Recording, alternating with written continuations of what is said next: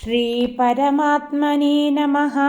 अथ तृतीयोऽध्यायः कर्मयोगः।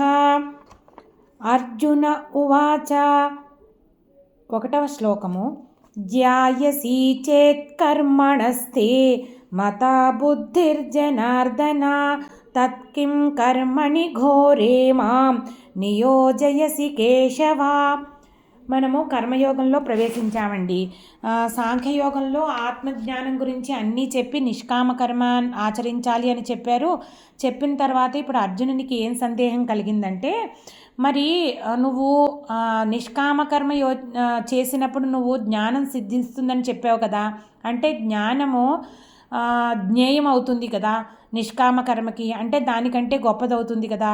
అలా అయినప్పుడు మరి నువ్వు నన్ను ఎందుకు ఈ యుద్ధమనే ఘోరమైన కర్మలో చేయమని ప్రోత్సహిస్తున్నావు, వినియోగిస్తున్నావు అని అడుగుతున్నారన్నమాట. రెండవ శ్లోకము। వ్యామిశ్రేణేవ వాక్యేన బుద్ధిం మోహయసీవ మే తదేకం వద నిశ్చిత్య ఏన శ్రేయోహమాప్నుయాం. నువ్వు ఒకసారేమో కర్మయోగం ఆచరించాలి, అదే అన్నిటికంటే మంచిది ముఖ్యమైనది అని చెప్తున్నావు. ఇంకొక చోటేమో జ్ఞానం అన్నిటికంటే గొప్పది అని చెప్తున్నావు. ఈ కలగాపులగంగా ఉన్న నీ మాటల వల్ల నాకు ఏంటంటే మోహం ఏర్పడినట్టు అనిపిస్తుంది. అంటే ఏమీ తెలియటం లేదు, ఏం చేయాలి ఏది కరెక్ట్ అన్నది తెలియటం లేదు. నువ్వు ఏదో ఒకటి నిశ్చయంగా చెప్పు. ఎలాగా నాకు అర్జునుడైన నాకు ఏది శ్రేయస్కరము, నా పరిస్థితిని బట్టి నేను ఏది ఆచరించాలి అది క్లియర్గా ఒకటే చెప్పు నాకు అని చెప్తున్నారు. నాకు నిశ్చయంగా ఒకటి చెప్పు అని చెప్తున్నారు.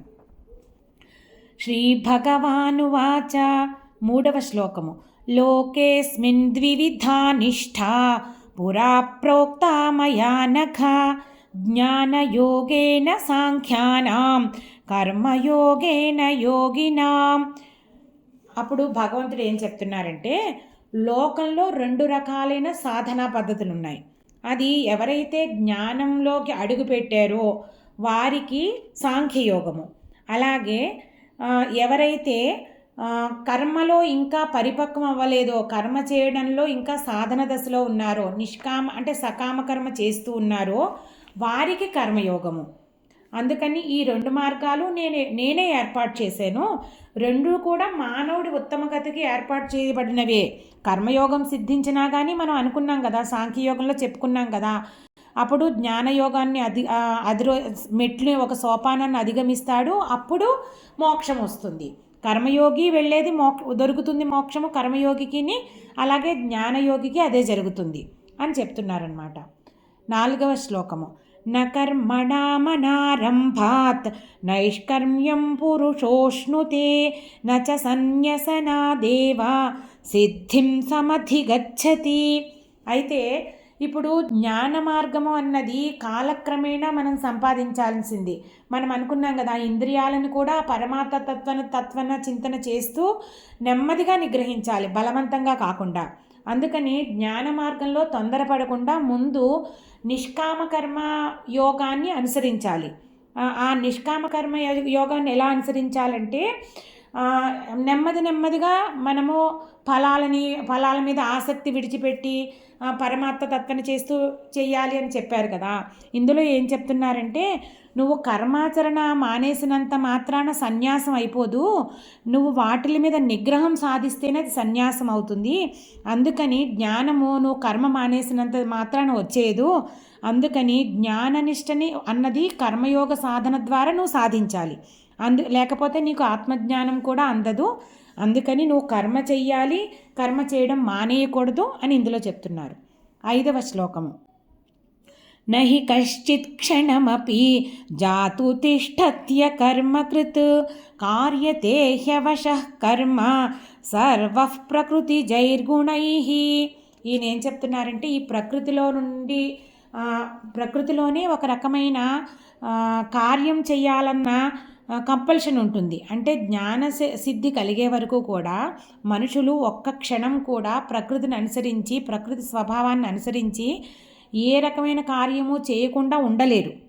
ఆ కార్యం అంటే ఈ ప్రకృతిలో ఉన్న సత్వరజస్తమో గుణాలు వారి మీద పనిచేస్తూ ఉంటాయి, వాళ్ళ కార్యక్రమాలలో ప్రతిబింబిస్తూ కూడా ఉంటాయి, ప్రతిఫలిస్తూ కూడా ఉంటాయి, వాళ్ళని ప్రభావం చేస్తూనే ఉంటాయి. అందుకని కర్మల్ని పూర్తిగా పరిత్యాగం చేయడం సాధ్యం కాదు. కర్మ పరిత్యాగం అంటే కర్మ ఫలాల పరిత్యాగం అని అర్థం చేసుకోవాలి. ప్రకృతి సహా నువ్వు కార్యం చేస్తూనే ఉండాలి, కార్యం మానేయడానికి లేదు అని చెప్తున్నారనమాట. 6వ శ్లోకము. కర్మేంద్రియాణి సంయమ్య య ఆస్తే మనసా స్మరన్ ఇంద్రియార్థాన్ విమూఢాత్మా మిథ్యాచారః స ఉచ్యతే.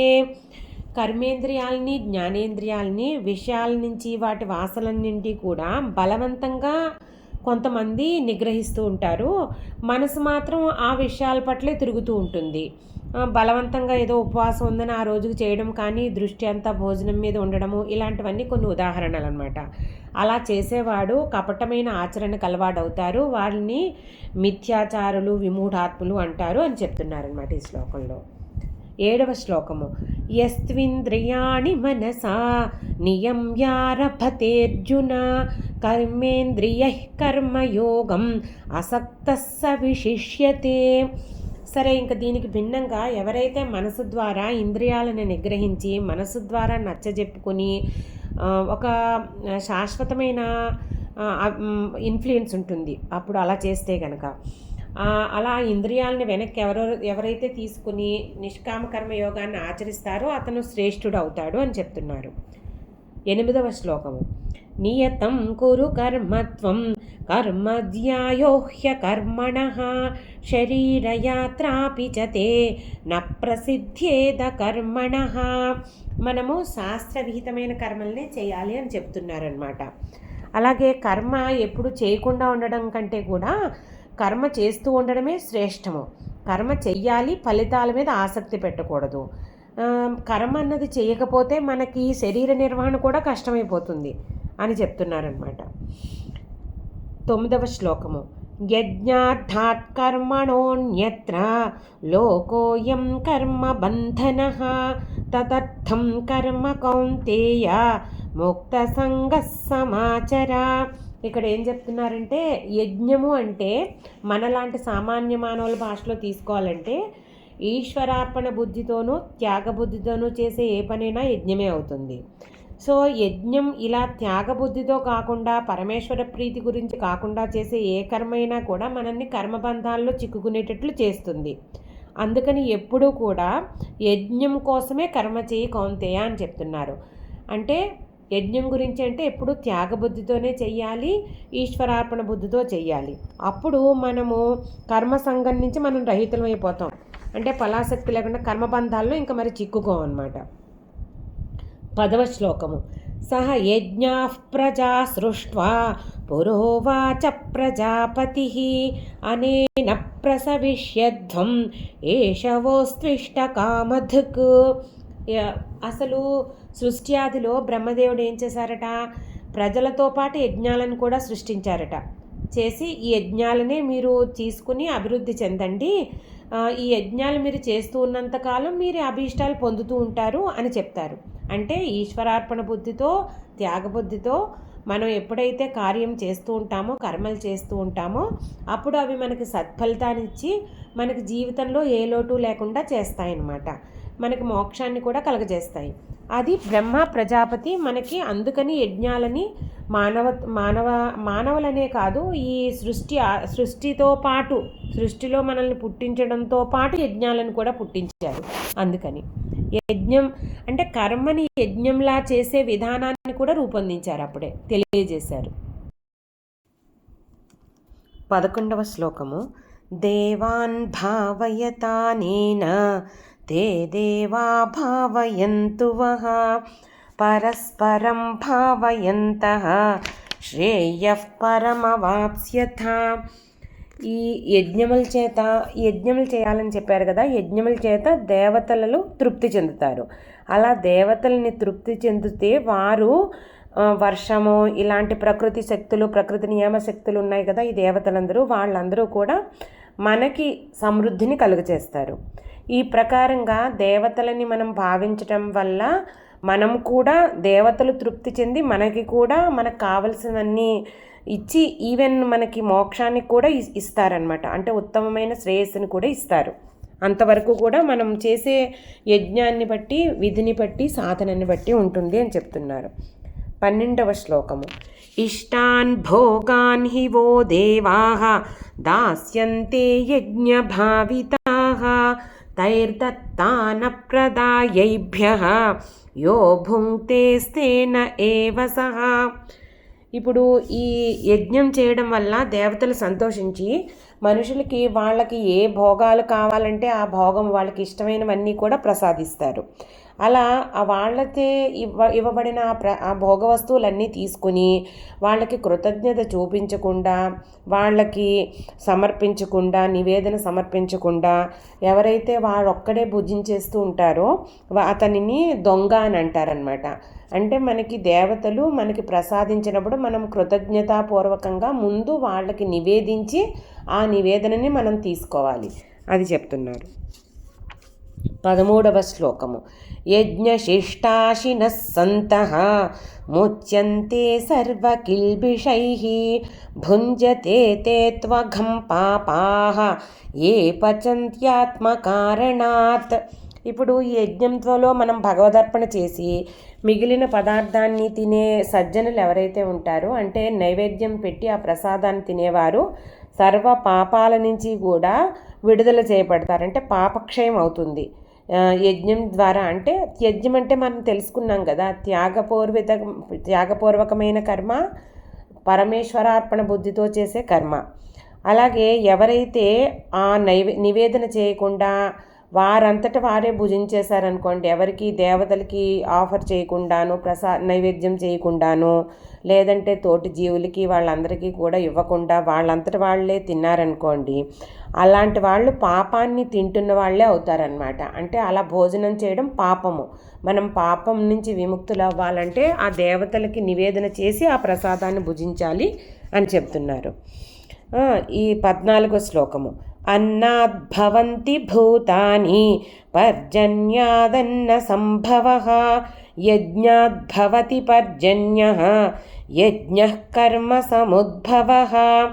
అలాగే 15వ శ్లోకము. కర్మ బ్రహ్మోద్భవం విద్ధి బ్రహ్మాక్షర సముద్భవం తస్మాత్ సర్వగతం బ్రహ్మ నిత్యం యజ్ఞే ప్రతిష్ఠితం. ఈ సృష్టి చక్రం అంతా ఎలా జరుగుతుంది అన్నది చెప్తున్నాయన్నమాట. ఈ ప్రాణులు అన్నం నుంచి పుడతారు అని చెప్తున్నారు. అన్నము మేఘాల వలన కలుగుతుంది, మరియు మేఘాలు యజ్ఞం వలన కలుగుతున్నాయి. అంటే త్యాగపూర్వితమైన కర్మ చేసినప్పుడు మేఘాలు కలుగుతాయి. ఆ యజ్ఞం ఎలా జరుగుతోంది? సత్కర్మ వలన కలుగుతుంది. ఈ సత్కర్మ ఎలా చేయాలో ఎక్కడ రాయబడి ఉంది? వేదాలలో. అంటే కర్మ వేదాల వల్ల కలుగుతోంది. వేదం ఎక్కడ? అక్షరం పరబ్రహ్మ స్వరూపం అని అన్నారు కదా, అక్షర పరబ్రహ్మం వల్ల కలుగుతోంది ఆ వేదము. అంటే బ్రహ్మ వేదాలతో సహా ఉద్భవించారు. కాబట్టి సర్వవ్యాపకమైన బ్రహ్మ ఎప్పుడూ ఈ యజ్ఞం నందే స్థితుడై ఉంటాడనమాట, ప్రతిష్ఠింపబడి ఉంటాడు. దీనినే సృష్టి చక్రం అని అంటారనమాట. 16వ శ్లోకము. ఏవం ప్రవర్తితం చక్రం నానువర్తయతీహ యః అఘాయురింద్రియా రామః మోఘం పార్థ సజీవతి. అయితే ఈ సృష్టి చక్రం ఏదైతే ఉందో దీనిని ఈ ప్రకారం ఎవరైతే అనుసరించడో ఈ సృష్టి చక్రాన్ని, అంటే చెప్పారు కదా, యజ్ఞం చేయాలి, యజ్ఞం వల్లే మేఘాలు వస్తాయి, మేఘం వల్లే మళ్ళీ మనకి అన్నం పుడుతుంది, అన్నం వల్లే మనకి జీవులు వస్తారు. ఇవన్నీ ఈ సృష్టి చక్రాన్ని అనుసరించి వాళ్ళు చేయాల్సిన శాస్త్రవిహితమైన కర్మ ఎవరైతే చేయలేదో, ఎవరైతే దానిని అనుసరించలేదో అతను పాపకరమైన జీవితం గడిపేవాడును, ఇంద్రియలోలుడు, వ్యర్థంగా బతుకుతున్నవాడు అని చెప్తున్నారు ఈ శ్లోకంలో. అంటే ఎవరైతే పుణ్యం చేయదలుచుకున్నారో, సన్మార్గంలో నడవదలుచుకున్నారో వాళ్ళు ఈ చక్రాన్ని అనుసరించాలి. 17వ శ్లోకము.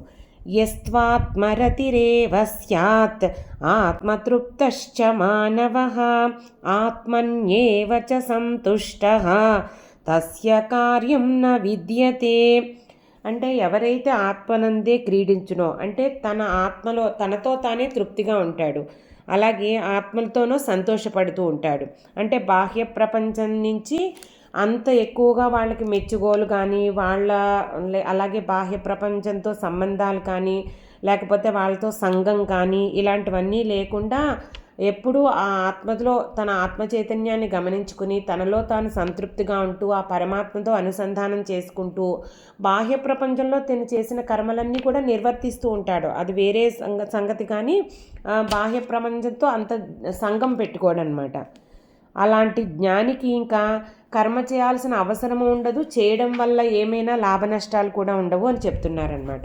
అంటే కేవలం ఈ ఆత్మజ్ఞానం ఎవరికైతే లభించిందో పరమాత్మతో అనుసంధానం అనే స్టేజ్కి ఎవరైతే వెళ్ళారో వాళ్ళు మాత్రమే కర్మ చెయ్యకపోయినా నడుస్తుంది, చేయాల్సిన అవసరం ఉండదు. మిగతా సాధనా పద్ధతిలో ఉన్న వాళ్ళందరూ కర్మయోగాన్ని అనుసరించాల్సిందే. ఈ శ్లోకంలో ఆ ఆత్మ చైతన్య అనుభవం పొందిన వాళ్ళ సంగతి వివరిస్తున్నారనమాట. 18వ శ్లోకము. నైవ తస్య కృతేనార్థః నా కృతేనేహ కశ్చన న చాస్య సర్వభూతేషు కశ్చిదర్థవ్యపాశ్రయః. అలాంటి ఆత్మజ్ఞానికి అంటే తన ఆత్మలో తానే ఆత్మ చైతన్యం అనుభవంలోకి వచ్చిన జ్ఞానికి కర్మ చేయడం వల్ల ప్రయోజనం కానీ చెయ్యకపోవడం వల్ల దోషం కానీ ఏమి అంటవు. ఎందుకంటే వాళ్ళకి ఆ కర్మతో సంగమే ఉండదు. ఈశ్వరాజ్ఞ ప్రకారం కర్మ చేస్తున్నాం చెయ్యాలి కాబట్టి ఫలితం అంతా ఈశ్వరార్పణే అన్న భావంతో ఉంటారు. అండ్ ఎక్కువగా వాళ్ళు ఏంటంటే లోకంతో సంగం పెట్టుకోకుండా తనతో తాను అంటే తన ఆత్మలో తాను ఆత్మ చైతన్యంతో ధ్యానంలో ఉంటారనమాట. అందువలన అలాగే వారికి వేరే సమస్త జీవరాశి ఏదైతే ఉందో వాళ్ళని ఆశ్రయించాల్సిన పని కూడా లేదు. వాళ్ళతో వీళ్ళకి ఏ రకమైన ప్రయోజనము ఉండదు, అలాగే ఏమీ ఆశించరు కూడా. అత్యున్నతమైన ఆత్మ చైతన్యంతో అనుభవమయ్యే ఆనందం అనుభవమైన వాళ్ళకి మిగతాదంతా చాలా అల్పంగా కనిపిస్తుంది అనమాట. 19వ శ్లోకము. తస్మాదసక్త సతతం కార్యం కర్మ సమాచర అసక్తో హ్యాచరన్ కర్మ పరమాప్నోతి పూరుషః. అందువల్ల నీవు ఏం చెప్తున్నాడంటే అర్జున, సంగం లేకుండా అంటే ఫలాపేక్ష లేకుండా చేయాల్సిన శాస్త్రవీతమైన కర్మ నీకు ఏదైతే ఉందో, నువ్వు క్షత్రియుడు కాబట్టి యుద్ధం చేయడం అతని కర్మ, అతని స్వధర్మం అవుతుందన్నమాట. అది ఎప్పుడు చక్కగా చేస్తూ ఉండు. ఎవరైతే ఇలాగా అసక్తుడుగా అంటే సంగం పెట్టుకోకుండా కర్మను ఆచరిస్తున్నారో అలాంటి మనుషుడు మోక్షం పొందుతాడు. ఎందువల్లంటే అతను కర్మతో సంగం చెందకపోవడం వల్ల పాపపుణ్యాల కూడా అతనికి అండకపోవడం వల్ల కర్మబంధంలో చిక్కుకోడు. అందుకని జన్మ పరంపర నుంచి విముక్తుడవుతాడు అని చెప్తున్నారనమాట. 20వ శ్లోకము. కర్మణైవ హి సంసిద్ధిం ఆస్థితా జనకాదయః లోక సంగ్రహమేవాపి సంపశ్యన్ కర్తుమర్హసి. ఇప్పుడు మనకు జనక మహారాజు మొదలైన వారందరినీ కూడా విదేహరాజులు అంటారు. అంటే దేహం మీద ఆసక్తి వదిలేశారు, వాళ్ళు విముక్తులైపోయారు దేహం పట్ల మమకారం నుంచి. అయినా కానీ వాళ్ళు జన్మ ఉన్నంతకాలం, శరీరం ఉన్నంతకాలం లోక కళ్యాణం గురించి కర్మ చేస్తూనే ఉన్నారు. రాజ్యం పరిపాలించారు, చక్కగా పరిపాలించారు, ప్రజలని ధర్మ మార్గంలో నడిపించారు, ప్రజోపకరమైన కార్యక్రమాలన్నీ చేశారు. అలాగా లోకక్షేమాన్ని కోరి వాళ్ళు కర్మ చేయడానికి అలాగా ఎప్పుడు సంసిద్ధంగా ఉన్నారనమాట. అలాగే నీవు కూడా లోకక్షేమం కోసం కర్మని చెయ్యాలి, కర్మ చేయడానికే తగి ఉన్నావు అని చెప్తున్నారు. అంటే నువ్వు జ్ఞాన మార్గంలో సన్యసించనా అని అడుగుతున్నారు కదా, జ్ఞాన మార్గం గొప్పదన్నావు కదా, మరి ఎందుకు నిన్ను ఈ యుద్ధం అనే ఘోరమైన కర్మలో వినియోగిస్తున్నావు అని అడిగారు కదా. ఇక్కడ డైరెక్ట్గా సమాధానం చెప్తున్నారనమాట. నువ్వు ఇంకా జ్ఞానము అన్నది ఒక పరిపక్వమైన దశ, కర్మయోగము పరిపక్వమైన నిష్కామ కర్మయోగ సిద్ధి జరిగినప్పుడు వచ్చే దశ, కాబట్టి నువ్వు ఇంకా కర్మ చేయవలసిన స్థితిలోనే ఉన్నావు అని చక్కగా సమాధానం చెప్పారు శ్రీకృష్ణ పరమాత్మ. 21వ శ్లోకము. యద్యదాచరతి శ్రేష్ఠః తత్తదేవేతరో జనః సయత్ ప్రమాణం కురుతే లోకస్తదనువర్తతే. మనం అనుకున్నాం కదా, జనకాదులు వాళ్ళు విదేహరాజులు దేహం వాంఛ నుంచి ముక్తులైనప్పటికీ లోక కళ్యాణం గురించి వాళ్ళ కర్మ ఆచరిస్తూనే ఉంటారని, దానికి కారణం ఇందులో చెప్తున్నారు ఈ శ్లోకంలో. ఎందుకంటే సమాజంలో వాళ్ళ వాళ్ళ రంగాలలో ఉన్నత స్థానాల్లో ఉన్న వ్యక్తులు ఎవరైతే ఉన్నారో వారిని సామాన్య ప్రజలు అనుసరిస్తూ ఉంటారు, గమనిస్తూ ఉంటారు. వాళ్ళు ఏ శాస్త్రాన్ని ప్రమాణంగా పెట్టుకున్నారు, ఏ పద్ధతులు ఆచరిస్తున్నారు, ఏ నియమాలు ఆచరిస్తున్నారు, ఇలా లోకంలో సామాన్యంగా జనులు ఇలా చేస్తూ ఉంటారు. కాబట్టి ఎవరైతే ఒక స్థాయిలో ఉన్నారో, శ్రేష్టమైన స్థాయిలో ఉన్నారో వాళ్ళు తమ కర్తవ్య నిర్వహణ విషయంలో ఇంకా జాగ్రత్తగా ఉండాలి. ఎందుకంటే వారిని లోకులందరూ అనుసరిస్తూ ఉంటారు కాబట్టి. అందుకని ఎందుకంటే వారు ఏ ప్రమాణాలు సెట్ చేస్తారో అవే లోకులందరూ అనుసరిస్తూ ఉంటారు అని శ్లోకంలో చెప్తున్నారు. 22వ శ్లోకము. నమే పార్థాస్తి కర్తవ్యం త్రిషు లోకేషు కించన నానవాప్తమవాప్తవ్యం వర్త ఏవ చ కర్మణి. పార్థ, కృష్ణుడు చెప్తున్నారనమాట, నాకు ఈ లోకంలో అనుసరించాల్సిన మార్గాలు కానీ అలాగే పొందవలసింది కానీ ఏమీ లేవు. అలాగే నాకు ఏ రకమైన కర్మయందు ఆసక్తి కూడా లేదు. ఇంకా ముల్లోకాలలో నేను తలుచుకుంటే పొందలేని సుఖం కానీ పొందాల్సిన సుఖం కానీ ఏమీ లేవు. కానీ నేను కర్మయోగ నిష్టలో ఇలాగా కర్మ చేస్తూ ఇలా ఉంటూ ఉంటాను. ఎందుకంటే ఆయన అందరూ ఆచరిస్తారు కదా. శ్రీకృష్ణ పరమాత్మ ఏం చేశారో అది అందరూ ఆచరిస్తూ ఉంటారు. ఆయన పరమశ్రేష్ఠుడు కాబట్టి, సర్వోత్కృష్టుడు కాబట్టి. అందుకని నాకు ఏమీ కర్తవ్యం లేదు, నేను చేయాల్సిందేమీ లేదు, నేను పొందాల్సిందేమీ లేదు. కానీ లోక కళ్యాణం గురించి నేను కర్మ చేస్తూనే ఉంటాను అని చెప్తున్నారు. 23వ శ్లోకం. యది హ్యహం న వర్తేయ జాతు కర్మణ్యతంద్రితః మమ వర్త్మానువర్తంతే మనుష్యాః పార్థ సర్వశః. ఇందాక చెప్పారు కదా, ఎవరైతే శ్రేష్ఠులో వారిని లోకమంతా అనుసరిస్తుందని. అలాగా నేను ఏ కర్మయోగము చేయకుండా మనుషులకి ఎగ్జాంపుల్ సెట్ చేయకుండా ఉంటే గనక లోకంలో అంతా కూడా ఉత్పాతాలు వస్తాయన్నమాట. ఎందుకంటే లోకమంతా నన్ను అనుసరిస్తూ ఉంటుంది. నేను భగవంతుడిని కాబట్టి, అంటే పరబ్రహ్మ స్వరూపుడు కదా ఆయన. అందుకని నాకు కర్మఫలంతో సంబంధం లేకపోయినా లోక సంగ్రహం కోసం, అంటే లోక కళ్యాణం గురించి నేను కర్మలు చేస్తూనే ఉంటాను అని చెప్తున్నారు అనమాట. నేను అది కూడా అత్యంత జాగరూకుడనే చేస్తూ ఉంటాను. ఎందుకంటే నన్నే మనుషులు ఆచరిస్తూ ఉంటారు నేను చేసిన దాన్నే. 24వ శ్లోకము. ఉత్సీదేయుర్మే లోకాః న కుర్యాం కర్మ చేదహం సంకరస్య చ కర్తాస్యాం ఉపహన్యామి మాః ప్రజాః. ఎందుకంటే నేను గనక కర్మలు చేయలేదనుకో, ఇంకా లోకంలో అంతా కూడా కర్మలు ఆచరించడం మానేస్తారు. అలా కాక మానవ జాతికే నాశనం అయిపోతుంది. ఎందుకంటే ఆయన చేయాల్సిన సృష్టి స్థితి లయలు ఇవన్నీ కూడా ఒక పద్ధతిలో జరుగుతూ ఉంటేనే ఈ లోక కళ్యాణం జరుగుతూ లోకం చక్కగా ఒక గాడిలో ప్రశాంతంగా జరిగిపోతూ ఉంటుందన్నమాట. అలాగే ఎవరు చేయాల్సిన పని వాళ్ళు చేయకపోవడం వల్ల ఈ లోకంలో వివిధ రకాల వృత్తుల మధ్యలోనూ వీటన్నిటి మధ్యలోనూ కూడా ఒక రకమైన పోటీ ఏర్పడుతుంది. ఇది ప్రజా వ్యవస్థని దెబ్బతీస్తుందన్నమాట.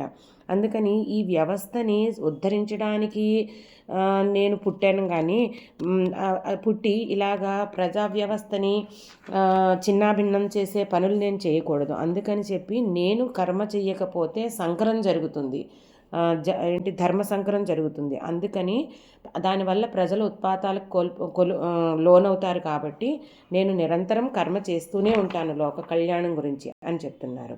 25వ శ్లోకము. సక్తాః కర్మణ్య విద్వాంసః యథా కుర్వంతి భారత కుర్యాద్ విద్వాంస్తథా సక్తః చికీర్షుర్లోక సంగ్రహం. అలాగే ఇక్కడ భారత అంటే రతి అంటే కోరిక, భా అంటే జ్ఞానం అట. జ్ఞానంలో ఈయన అర్జునుని ఏమని సంబోధిస్తున్నారంటే జ్ఞానమందు ఎక్కువ మక్కువ కలిగిన ఓ అర్జున భారత అని పిలుస్తున్నారనమాట. నీకు జ్ఞానం కలిగినా కానీ కర్మ చేస్తూనే ఉండాలి. అజ్ఞానులైన వాళ్ళు ఎంత శ్రద్ధగా ఒక కోరిక గురించని ఈ పూజలు కర్మలు చేస్తూ ఉంటారో, విద్వాంసులైన వాళ్ళు కూడా అంతే శ్రద్ధగా ఫలితం మీద ఆసక్తి లేకుండా లోక కళ్యాణం కోసం, లోకానికి ఉత్సాహం కలిగించడం కోసం కర్మ చేస్తూనే ఉండాలి కూడా అని చెప్తున్నారు ఇందులో. జ్ఞాననిష్ఠుడైనా కానీ కర్మయోగం ఆచరించడానికే ఈయన నిష్కామ కర్మయోగాన్ని ఆచరించమని ఈ శ్లోకంలో చెప్తున్నారనమాట. ఎందుకంటే దానివల్ల లోకానికి మంచి జరుగుతుంది, లోకమంతా వారిని అనుసరిస్తుంది. 26వ శ్లోకము. న బుద్ధిభేదం జనయేత్ అజ్ఞానం కర్మ సంగినాం జోషయేత్ సర్వకర్మాణి విద్వాన్ యుక్త సమాచరన్. ఈ జ్ఞాన మార్గం అన్నది అందరికీ సులభంగా అర్థమయ్యేది కాదు. అయితే కర్మ చేసుకుంటూ, ఉదాహరణకి ఏదో భగవంతుడి పూజ చేసుకుంటూ చక్కగా సకామకరమైనా కానీ ఏదో ఒకటి ఒక పద్ధతిగా శాస్త్రవిహితంగా చేసుకుంటూ వెళ్ళారనుకోండి, అలాంటి వాళ్ళని కొంతవరకు అజ్ఞానంలో ఉన్నా కానీ జ్ఞానులు వాళ్ళని తికమక పెట్టకూడదు. నువ్వు ఈ పద్ధతిలో చేయకూడదు, సకామకర్మ చేయకూడదు, అవన్నీ వాళ్ళకి చెప్తే వాళ్ళకి ఒక పరిపక్వత వచ్చినప్పుడు మాత్రమే ఇది అర్థమవుతుంది. అందుకని ఎవరైతే కర్మ చేస్తూ ఉన్నారో వాళ్ళని ప్రోత్సహిస్తూ నెమ్మదిగా ఆ సకామకర్మని నిష్కామకర్మగా ఎలా మార్చుకోవాలో చిన్నగా వాళ్ళకి సూచనలు ఇస్తూ వెళ్ళాలి తప్పించి కర్మ నుంచి మాత్రం వాళ్ళని దారి మళ్లించకూడదు. ఎవరైతే జ్ఞానులు ఉన్నారో ఈ కర్మని దాటిపోయి కర్మ అవసరం లేక ఆత్మజ్ఞానం అది సంపాదించిన జ్ఞానులు ఉన్నారో వాళ్ళు అజ్ఞానులని తికమకపరచకూడదు పెద్ద విషయాలు చెప్పి అని చెప్తున్నారనమాట, ఉపదేశాలు చేసి అని. అలాగే జ్ఞానులు స్వయంగా నిష్కామకర్మ ఆచరణ చేస్తూ వారిని ఇంకా ప్రోత్సహించాలి ఆ నిష్కామకర్మ వైపు వెళ్ళేటట్టు, సకామకర్మ యోగులని అందరినీ కూడా. 27వ శ్లోకము. ప్రకృతే క్రియమాణాని గుణైః కర్మాణి సర్వశః అహంకార విమూఢాత్మా కర్తాహమితి మన్యతే. ఇప్పుడు ప్రకృతి సహజ సిద్ధంగా చాలా కర్మలు మనము చేయాల్సి ఉంటుంది. మనం చెప్పుకున్నాం కదా, ప్రకృతిలో జనించిన వాడు కర్మ చేయకుండా ఉండలేడు, ఏదో ఒక కర్మ చేస్తూనే ఉండాలి, జన్మసిద్ధ స్వతసిద్ధ అని ప్రకృతి ప్రకారము. అలాగా పరమాత్మ అయినప్పటికీ ప్రకృతి అనే ఒక శక్తిని ఆయన లోపరుచుకుని ప్రకృతిలో జన్మించినప్పటికీ ఆయనే కర్మ చేస్తున్నాను అని చెప్పారు కదా. సో ఇవన్నీ కూడా ఈ ప్రకృతిలో జరిగే కర్మలన్నీ కూడా నిరంతరం ఒక సహజమైన ఫ్లోలో జరిగిపోతూ ఉంటాయన్నమాట.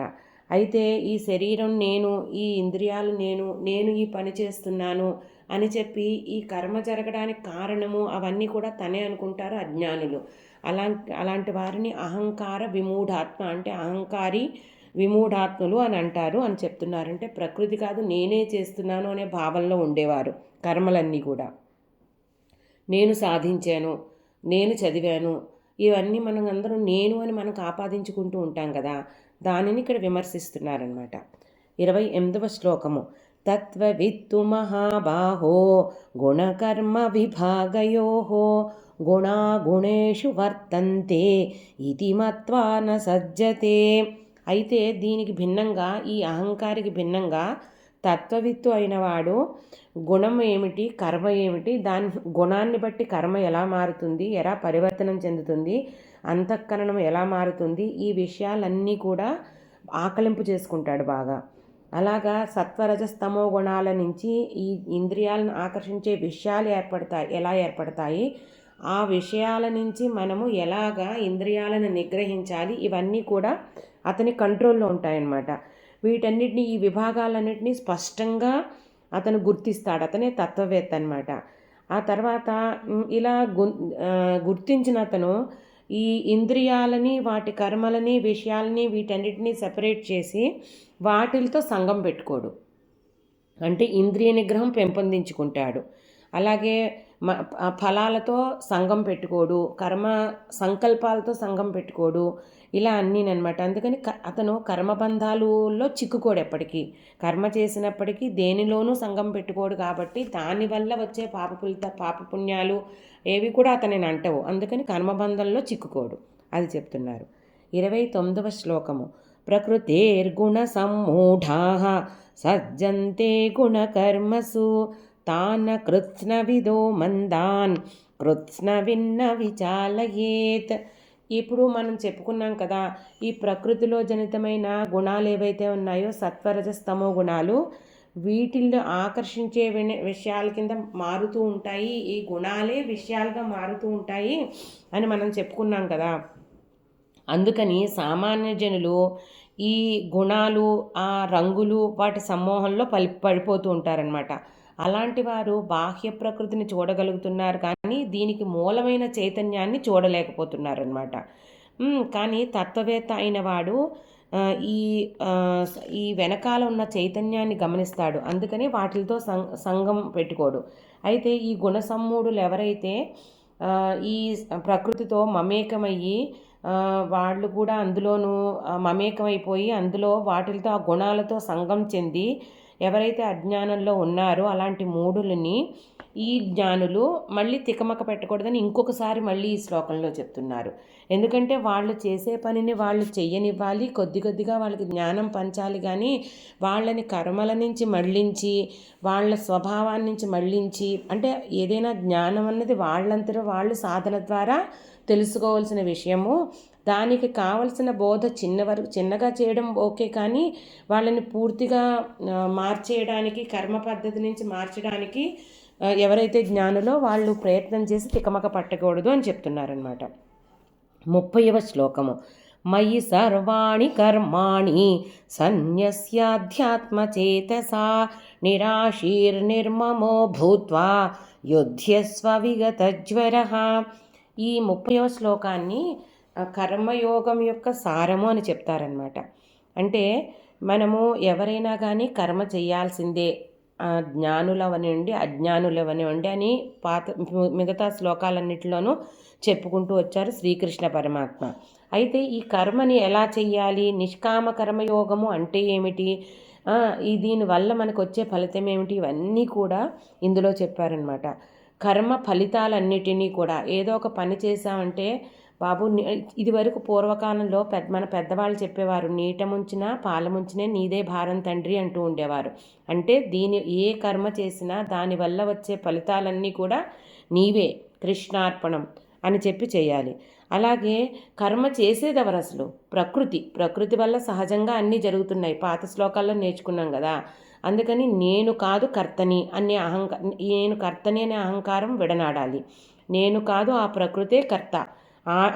ఆ ప్రకృతి యొక్క జనితమైన గుణాల వల్లనే ఇవన్నీ జరుగుతున్నాయి కార్యక్రమాలు. అయితే ఆ ప్రకృతి గుణాల వల్ల, సత్వరజస్తమో గుణాల వల్ల జనించే విషయాల వెంట పడకూడదు, సంగం పెట్టుకోకూడదు. ఆశలన్నీ వదిలిపెట్టాలి. నాకు ఇది కావాలి, అది కావాలి, ఇది కాదు. అంటే మన శ్రద్ధగా మనం ఎంత చేయగలమో, మన కెపాసిటీ ఎంత ఉందో మ్యాక్సిమం ఆ కర్మ చేస్తూనే వెళ్ళిపోవాలి. వీళ్ళు దానిని మెచ్చారా మెచ్చలేదా, మంచి పని అనుకున్నప్పుడు మనము భగవంతుడికి ప్రియమైన పనులు చేస్తూనే వెళ్ళిపోవాలంతే. ఆశలు పెట్టుకోకూడదు, కర్మఫలాల మీద ఆసక్తి పెట్టుకోకూడదు. అలాగే మమకారాలు తొలగించుకోవాలి. ఆ కర్మ చేత కానీ మనుషుల పట్ల కానీ మమకారాలు తొలగించుకోవాలి. ఎక్కువ అటాచ్మెంట్ తొలగించుకోవాలి. అందరినీ సమానంగా చూడాలి. అంటే నా వాళ్ళు పరవాళ్ళు ఇలాంటివన్నీ చేయకూడదు అనమాట. ఇలాంటి ద్వంద్వాలన్నీ ఉండకూడదు. అప్పుడు ఇలా కర్మ చేసుకుంటూ వెళితే గనక ఆ సేవకుడు, అంటే మనకి ఒక కార్యాలయంలో మనం ఒక ఉద్యోగిగా పనిచేస్తున్నప్పుడు ఆర్గనైజేషన్ గురించి మనం పని చేస్తూ ఉంటాం. అలాగే ఒక సైనికుడు యుద్ధం దేని గురించి చేస్తాడు? భారత భూమి గురించి చేస్తాడు, తన స్వలాభం గురించి చేయడు. అలాగా ఈ కర్మను చేస్తూ ఉండాలి అని చెప్తున్నారనమాట. అలాగే నీవు కూడా అంటే ఆయనకి సందేహాలు ఇవన్నీ వచ్చాయి కదా, విషాదంలో ఉన్నారు కదా, ఆ జ్వరాలన్నీ తొలగించుకొని ఆయన నిష్కామంగా యుద్ధం చెయ్యి, నీ ధర్మం కాబట్టి యుద్ధం చెయ్యి, ధర్మ పరిరక్షణ గురించి క్షత్రియుడిగా యుద్ధం చేయి, నీ ధర్మం కాబట్టి అని బోధిస్తున్నారన్నమాట. 31వ శ్లోకము.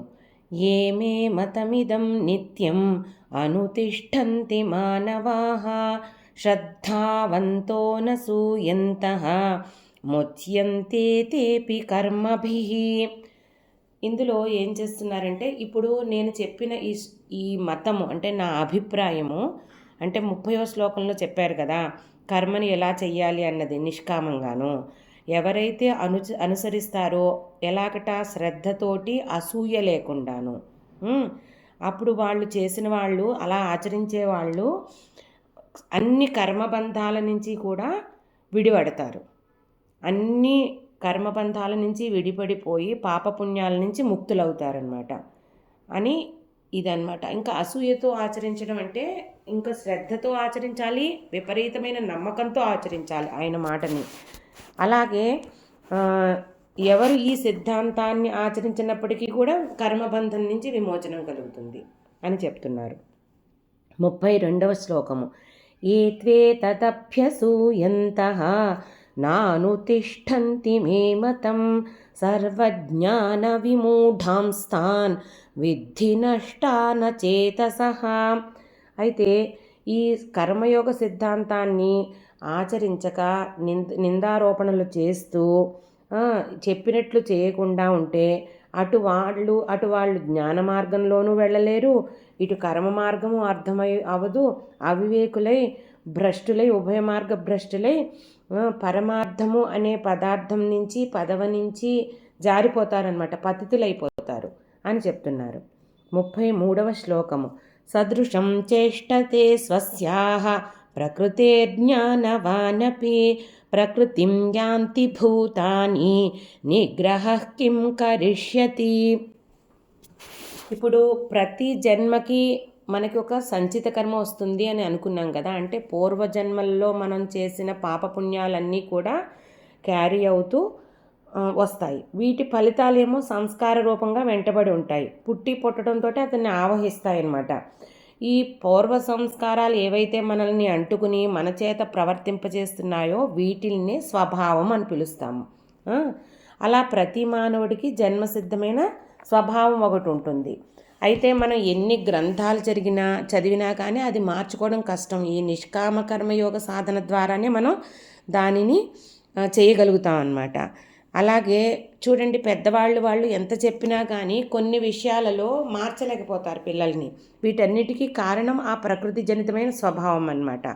అందుకని మానవులు తెలిసి కూడా పొరపాట్లు చేస్తూ ఉంటారు. ఇంకా ఈ ఇంద్రియాలని ఇలాంటి ప్రకృతి స్వభావంతో చరించే ఈ ఇంద్రియాలను నిగ్రహించడం ఎంత కష్టమో అని అడుగుతున్నారనమాట. 34వ శ్లోకము. ఇంద్రియస్యేంద్రియస్యార్థే రాగద్వేషౌ వ్యవస్థితౌ తయోర్నవశమాగచ్చేత్ తౌ హ్యస్య పరిపంథినో. ఈ ప్రకృతిని ఎలా జయించాలి, దానికి ఉపాయం ఇక్కడ చెప్తున్నారు. 33వ శ్లోకంలో అడిగారు కదా ఎలా జయించాలి, దానికి ఉపాయం ఇందులో చెప్తున్నారనమాట. శాస్త్రవిహితమైన కర్మ చేయాలనే ప్రతి మానవుడు కూడా అనుకుంటూ ఉంటాడు. కానీ ఈ ఇష్టాలు, అయిష్టాలు, రాగాలు, ద్వేషాలు ఇవన్నీ కూడా ఇంద్రియాలలోనూ ఇంద్రియార్థాలలోనూ కూడా నివసిస్తూ ఉంటాయన్నమాట. అందుకని పూర్వజన్మ సంస్కారం అనే కారణం వల్ల ఇవన్నీ వస్తూ ఉంటాయి. అయితే వీటిని మానసిక ప్రయత్నంతో పాటు ఇంద్రియ ప్రయత్నం కూడా సహకరించాలి వీటిని అధిగమించాలి అంటే. అందుకని వాటిని బలం పుంజుకొని కార్యరూపం దాల్చడానికి ముందే వాటికి లొంగిపోకుండా వాటిని జయించడానికి ప్లాన్ చేసుకోవాలన్నమాట. ఇదే వాటిని జయించడానికి ఉపయోగము. వాటితో సంగం చెందకూడదు. భగవంతుడి పట్ల శాస్త్రాల పట్ల శాస్త్రజ్ఞానం పట్ల ఎక్కువ పరమాత్మ తత్వంతో మనల్ని సంఘం పెట్టుకుని ఉంటే ఈ ఇంద్రియ విషయాలు ఇంద్రియాల నుంచి సంఘాన్ని మనం దూరం అవుతాం. ఎందుకంటే మనసుకి ఏదో ఒక అటాచ్మెంట్ కావాలి. అప్పుడు మనం ఇంద్రియ విషయాల నుంచి దాన్ని భగవంతుడు భగవత్తత్వం వైపు మళ్ళిస్తే వీటి మీద కంట్రోల్ తెచ్చుకోవడం ఈజీ అవుతుందన్నమాట. 35వ శ్లోకము. శ్రేయాన్ స్వధర్మో విగుణః పరధర్మాత్ స్వనుష్ఠితాత్ స్వధర్మే నిధనం శ్రేయః పరధర్మో భయావహః. ఇంకా ఈ విద్యావంతుడైన వాడు రాగద్వేషాలను జయించడానికి ఇంకొక ఉపాయం కూడా చెప్తున్నారనమాట. శాస్త్రం మనకి ఏ ధర్మం విధించింది ఆ ధర్మాచరణ చెయ్యాలి అంతే. తన ధర్మం ఏంటి, పరధర్మం ఏంటి, అంటే చెయ్యాల్సిన ధర్మం ఏంటి, చెయ్యకూడని ధర్మం ఏంటి, శాస్త్ర విహితమైనది ఏంటి, అశాస్త్ర విహితమైనది ఏంటి, ఇది తెలుసుకోవాలన్నమాట. మనకి శాస్త్రం విధించే కర్తవ్యాలు ఉంటాయి. మనం అంటే మన స్మృతులు ఇవన్నీ కూడా ఒక కుమార్తె ఎలా ప్రవర్తించాలి, కుమారుడు ఎలా ప్రవర్తించాలి, భార్యగా ఎలా ప్రవర్తించాలి, తండ్రిగా ఎలా ప్రవర్తించాలి, ఇవన్నీ శాస్త్రాలు మనకి నిర్ణయించాయన్నమాట.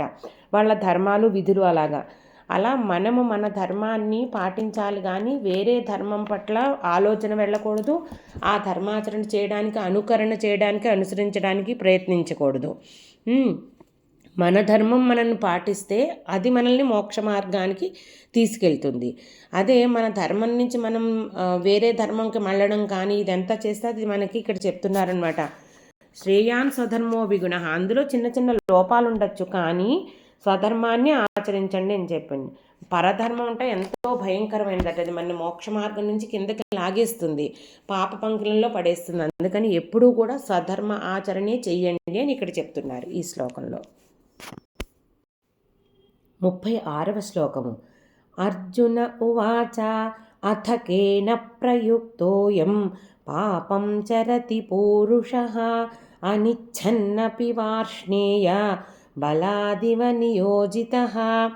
సరే, ఇప్పుడు మనము చాలామంది అర్జునుడు ఏమడుగుతున్నారంటే మంచి మార్గంలో నడవాలి, మంచి పద్ధతుల్లో నడవాలి, ఇదే సంకల్పంతో ఉంటాను రోజు. కానీ అనుకోకుండా వద్దు అనుకుంటూనే తప్పులు చేస్తూ ఉంటారు మానవులు.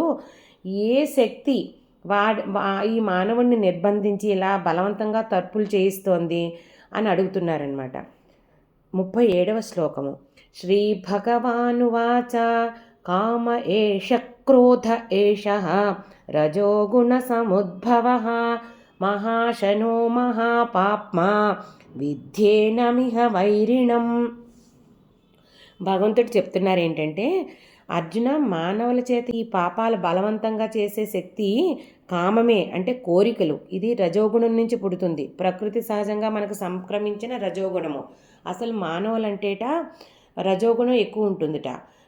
సత్వగుణం ఎక్కువగా ఉంటే వాళ్ళు మహాత్ములు అవుతారు, దేవతలు అవుతారు. ఇంకా తమోగుణం ఎక్కువగా ఉంటే కనుక వాళ్ళు రాక్షసులు, అసురులు అలాంటి వాళ్ళు అవుతారు.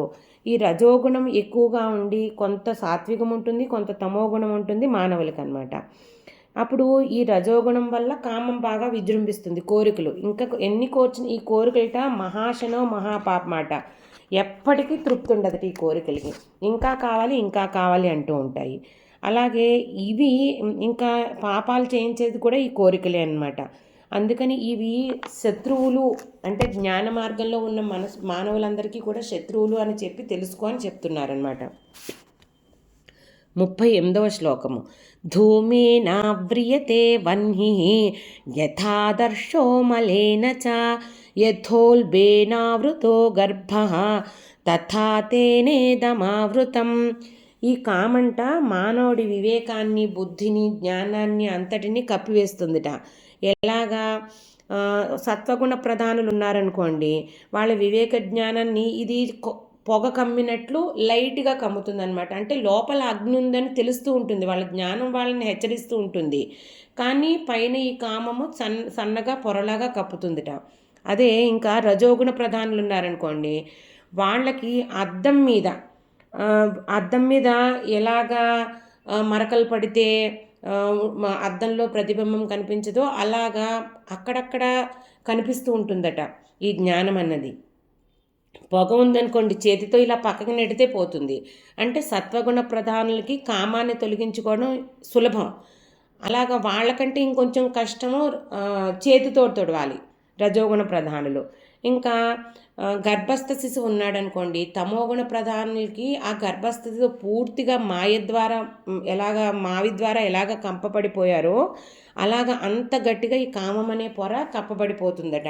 అసలు ఇంకా జ్ఞానంతో వాటికి ఏ రకమైన బయట ప్రపంచంతో ఆ శిశువుకి ఎలాగైతే సంబంధం ఉండదో, ఆ మావి ఎలాగైతే కప్పేస్తుందో అంత స్ట్రాంగ్గా ఈ కామం అనే పొర కప్పేస్తుందని ఉదాహరణలతో సహా మనకి ఇక్కడ ఎక్స్ప్లెయిన్ చేస్తున్నారు. వివిధ గుణ సంపన్నులకి ఈ జ్ఞానము ఈ కామం ద్వారా ఎలా కప్పబడుతుంది, ఎంత థిక్గా ఉంటుంది ఆ లేయర్ అని చెప్పి. 39వ శ్లోకము. ఆవృతం జ్ఞానమేతేన జ్ఞానినో నిత్యవైరిణా కామరూపేణ కౌంతేయ దుష్పూరేణానలేన చ.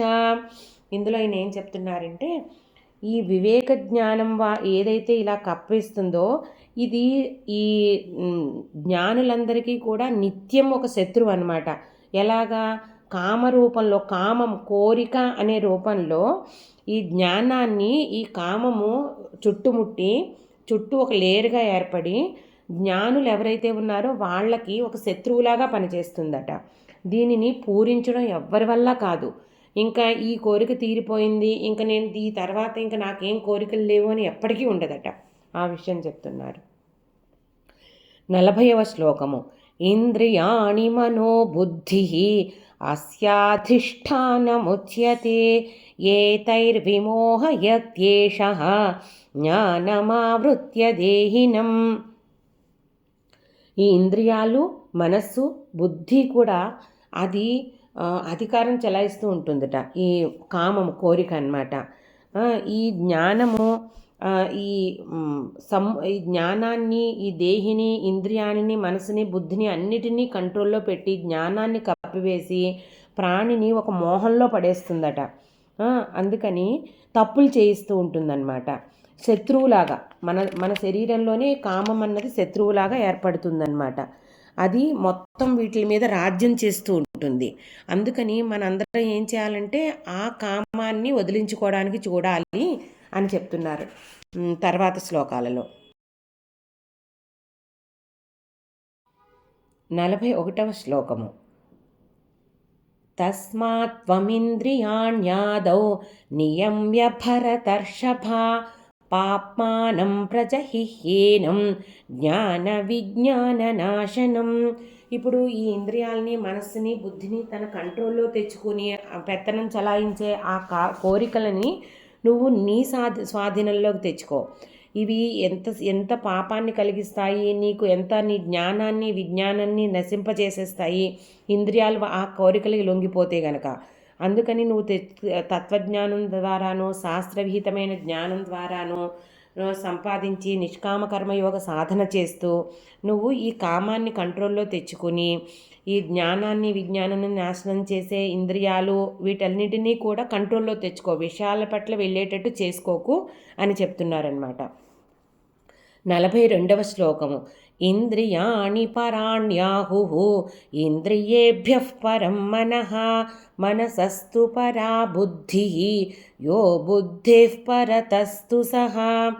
ఇప్పుడు ఏం చెప్తున్నారంటే ఈ ఇంద్రియాల కంటే కూడా ఇంద్రియాలు ఈ ఫిజికల్ బాడీ ఏదైతే ఉందో స్థూల శరీరము, దానికంటే ఇంద్రియాలు సూక్ష్మమైనవి. దానికంటే గొప్పవి మనస్సు. ఇంద్రియాల కంటే గొప్పది మనస్సు. మనస్సు కంటే గొప్పది బుద్ధి. బుద్ధి కంటే ఉన్నతమైన స్థానం, అత్యున్నతమైనది ఆ ఆత్మ చైతన్యం అన్నమాట. అందుకని ఏం చెప్తున్నారంటే ఇవన్నీ కూడా గ్రహించు, నువ్వు తెలుసుకో, వాటికి ఉన్న పవర్ని తెలుసుకో. దేని ద్వారా కంట్రోల్ చేయగలము, నియంత్రించగలము అన్నది నీకు తెలుస్తుంది. అప్పుడు ఈ కామాన్ని నువ్వు ఏం చేయాలంటే జయించగలుగుతావు అని చెప్తున్నారు అన్నమాట. 43వ శ్లోకము. ఏవం బుద్ధేః పరం బుద్ధ్వా సంస్తభ్యాత్మానమాత్మనా జహి శత్రుం మహాబాహో కామరూపం దురాసదం. సో ఈ బుద్ధి ద్వారా, మనకున్న బుద్ధి వివేకం ద్వారా మన ఆత్మ చైతన్యాన్ని తెలుసుకుని ఆ ఆత్మ యొక్క అపరిమితమైన ఆనందాన్ని అనుభవించడానికి నువ్వు నీ శరీరంలో ఉన్న అడ్డుగా ఉంది, కామం అనే శత్రువు నీ శరీరంలో ఉంది, దానిని నువ్వు తొలగించాలి, దానిని జయించాలి. అప్పుడే నీకు ఆత్మ చైతన్యాన్ని నువ్వు అనుభవించగలుగుతావు. అయితే ఈ ఆత్మ చైతన్యాన్ని మనం అనుభవించాలి అంటే, ఈ కామాన్ని జయించాలి అంటే నిష్కామ కర్మయోగాన్ని ఆచరించాలి. కర్మ సంకల్పాలలో సంఘం విడిచిపెట్టాలి, అలాగే కర్మ ఫలితాలలో సంఘం విడిచిపెట్టాలి. కానీ స్టెప్స్ ఎక్కుతున్న కొద్దీ జ్ఞానం సంపాదించినా కానీ కర్మని మాత్రం విడిచిపెట్టకూడదు. కర్మని మాత్రం విడిచిపెట్టకూడదు, నిష్కామ కర్మయోగాన్ని ఆచరిస్తూనే వెళ్ళాలి అని చెప్తున్నారు. ఇక్కడితో మనం కర్మయోగము పూర్తి చేసుకున్నాము. శ్రీమద్భగవద్గీతాసు ఉపనిషత్సు బ్రహ్మ విద్యాయాం యోగశాస్త్రే శ్రీకృష్ణార్జున సంవాదే కర్మయోగో నామ తృతీయోధ్యాయః. గీతా శ్లోకాలకి అర్థాన్ని సులభమైన వాడుక భాషలో వివరించడానికి ప్రయత్నిస్తున్నాను. నా ఈ ప్రయత్నం మీకు నచ్చినట్లయితే భక్తి అన్లిమిటెడ్ ఛానల్ని సబ్స్క్రైబ్ చేసుకుని మీ అభిప్రాయాలను కామెంట్స్ రూపంలో తెలియజేయండి.